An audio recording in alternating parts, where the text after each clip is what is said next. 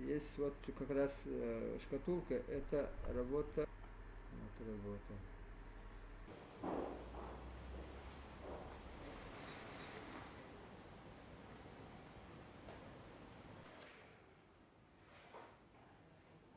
So this ivory is mined. It mainly comes from Siberia, where it's preserved in the permafrost, and it's shipped out to China, which is the main market, and it's carved into ornaments of various sizes and motifs. And that trade's been around for a long time. So ivory carving is not anything new, but sort of the elephant ivory is the ivory. Its texture and its color was always been prized by carvers.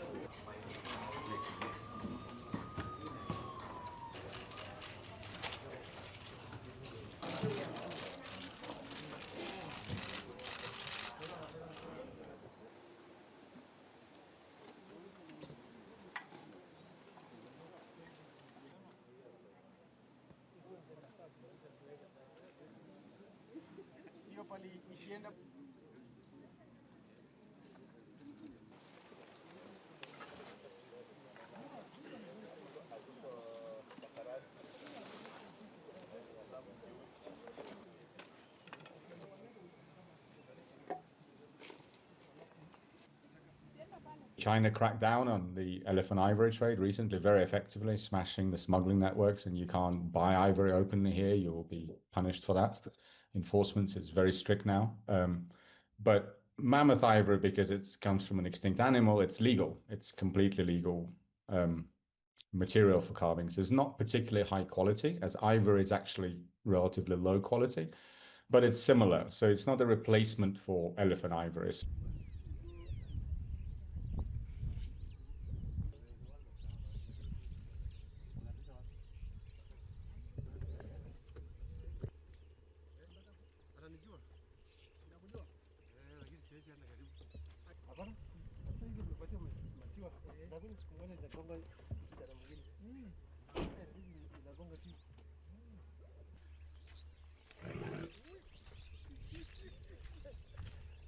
But the concern, and these concerns have been around for a while, is that with elephants being exterminated for their ivory, we're losing elephants. I think in the last century, we lost 90% of the world's elephants.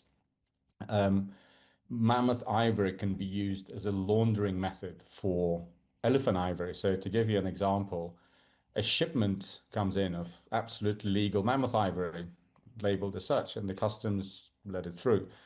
But within that, you can mix elephant ivory, which they don't look that similar, but you can make them look similar. And especially if you're not an expert who's, obviously law enforcement are not trained in that to distinguish different types of ivory.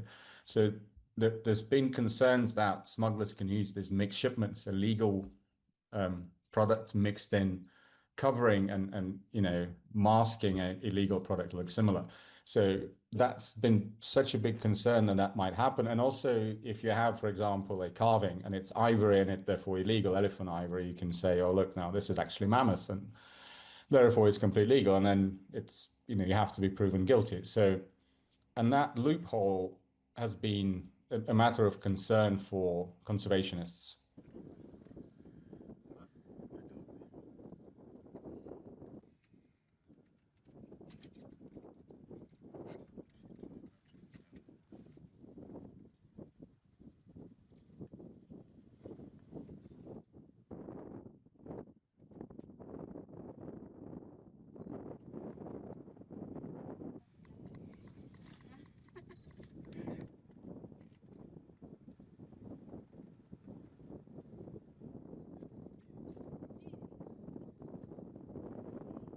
We had about 70 samples. So we had about 40 samples of each ivory from 40 samples of elephants and elephant ivory that were seized by the customs here in Hong Kong. And we had various samples of mammoth ivory, completely legal. Some of it came from Siberian carvers, some of it were bought in China, some of it were bought in Hong Kong. It's completely legal.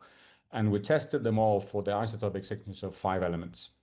And then we could see that those signatures are very, very different for two, namely hydrogen and oxygen. And those elements come from water. So because they drink waters that have different isotopic signature because of the climate where they live.